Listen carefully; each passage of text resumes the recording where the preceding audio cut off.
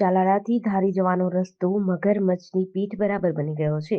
ચાલાળાના સ્થાનિક આગેવાન દ્વારા અમરેલી જિલ્લા પંચાયત બાંધકામ વિભાગને રોડ અને રસ્તા ખરાબ હાલતમાં હોવાની રજૂઆત કરી છે. આજુબાજુમાં ચાલાળાથી ધારી, હુડલી, જરપરા, ગોપાલગ્રામ, હાલરિયા તેમજ નેસડી જેવા ગામોના તમામ રસ્તાઓ ગંભીર હાલતમાં છે, જેને લઈને વાહન ચાલકોમાં રોષ ભભૂક્યો છે. આ ગામડાઓ વ્યવહારિક રીતે અને વ્યાપારિક રીતે પણ જોડાયેલા છે. ઇમરજન્સી કે એવા સંજોગોમાં આવવા જવામાં પણ ભારે મુશ્કેલી પડે છે. કોઈ પણ નાનો મોટો અકસ્માત ન સર્જાય તે પહેલા કાર્યપાલક ઇજનેર સાહેબને રજૂઆત કરવામાં આવી છે કે સ્થળ પર તપાસ કરવામાં આવે અને રોડની રિનોવેશન કરવામાં આવે. અગાઉ કરેલ રજૂઆતોને ધ્યાને લેવામાં નહીં આવે તો ગાંધી ચિંધ્યા માર્ગે આંદોલન કરવાની પણ ચીમકી ઉચ્ચારી હતી. હું બિચ્છુભાઈ માલા, પૂર્વ આચાર્ય ચલાલા અને બુદ્ધિજીવી સેલ જિલ્લા ભાજપ અમરેલી. મેં મારા દ્વારા અમરેલી જિલ્લા પંચાયત બાંધકામ વિભાગમાં રોડ અને રસ્તાઓની ખરાબી અન્વયે રજૂઆત કરવામાં આવેલ છે.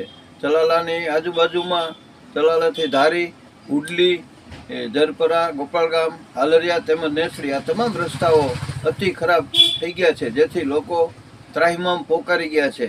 આ ગામડાઓ છે ચલાલા સાથે વ્યવહારિક અને વ્યાપારિક રીતે પણ જોડાયેલા છે. અવારનવાર નાના મોટા અકસ્માતો પણ સર્જાય છે.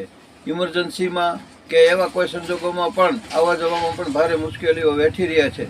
તો કોઈ પણ પ્રકારની મોટી અકસ્માત સર્જાય ત્યાર પહેલાં હું કાર્યપાલક સાહેબને રિક્વેસ્ટ કરું છું કે પોતે એમની કચેરી દ્વારા સ્થળ પર તપાસ કરે અને વહેલામાં વહેલી તકે આ રોડ રસ્તાની ખરાબી દૂર થાય અને અગાઉ અમારી રજૂઆતને ધ્યાને લેવામાં નહીં આવે તો અમારા દ્વારા ગાંધી ચિંધ્યા રાહે પણ કાર્યક્રમો આપવાની ફરજ પડશે.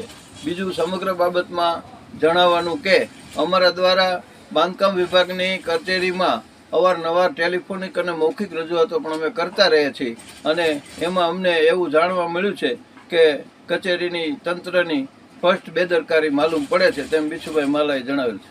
જીડીસી ન્યૂઝ સાથે ટીનુ લલિયા સાથે યોગેશ ઉનડકટ, અમરેલી.